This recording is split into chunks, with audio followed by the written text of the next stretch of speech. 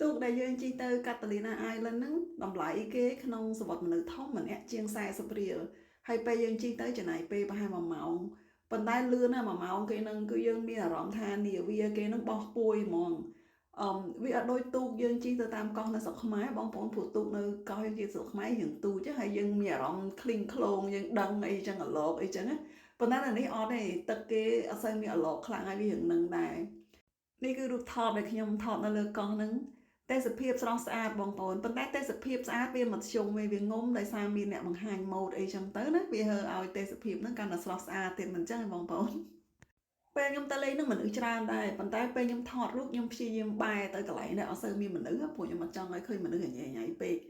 ប៉ុន្តែវាអ៊ូអរដែរបងប្អូននៅកោះហ្នឹងពេលខែ July 4ថ្ងៃបុណ្យឯករាជ្យជាតិរបស់អាមេរិកអីគឺកក់សមុទ្រអត់តន់គេទេហើយនេះគឺពេលល្ងាចឯងមនុស្សតម្រង់ជួរគ្នាចាំឡើងកប៉ាល់ត្រឡប់ទៅផ្ទះវិញបងប្អូន